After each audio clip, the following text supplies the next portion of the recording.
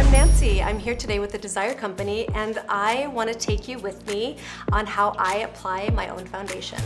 What I'd like to give you options is to apply with your hands or fingers, with a sponge or a brush, and give you my sort of experience and my tips on each and let you decide what's best for you.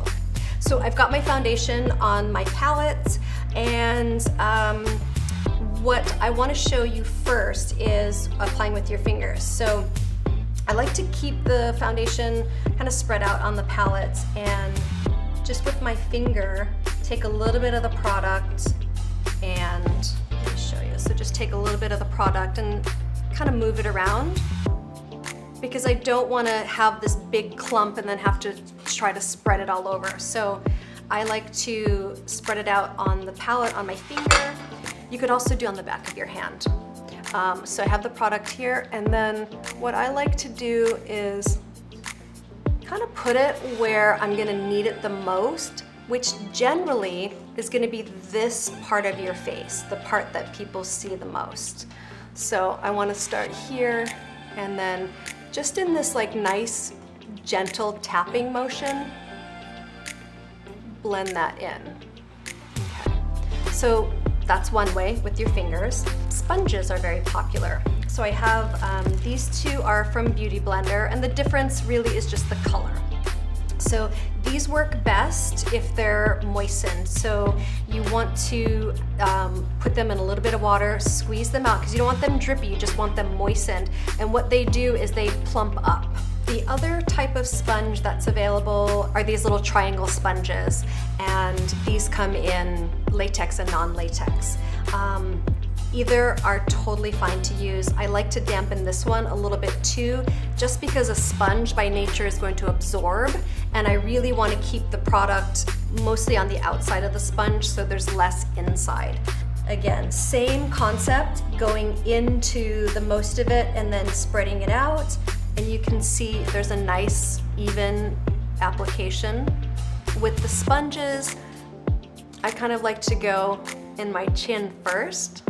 And these are great sponges for this kind of T-zone area because they're really putting the foundation nicely into the skin. What's nice about the ends here, because they're kind of crisp, you can get kind of close up under the eye. You can get into the little corners of your nose as well, and you can flip it around and blend it. I showed you your traditional wedge sponge or your Beauty Blender, and the Beauty Blender is all about bounce, bounce, bounce, and your triangle is bounce, but you're also giving a nice bit of focus, adding a little more foundation where you need it without seeing the excess foundation. So many brushes on the market. This is a brush by Artis, and what I like about it is the shape of it. You see it's kind of curved, sort of how your finger would be. I like to kind of start up here a little bit because it's so soft. And first I'm gonna tap. I don't really like to do a lot of pulling or drawing on the skin, but I would like to tap it in, and then because it's so flat and smooth and the bristles are so close together, it's really, really dense. It's like velvet, it's so wonderful. And then just very gently brushing to blend. This brush is so nice on the skin. It feels really, really soft. The other two brushes that are foundation brushes, I have, this one is from Too Faced, and this one comes with the foundation.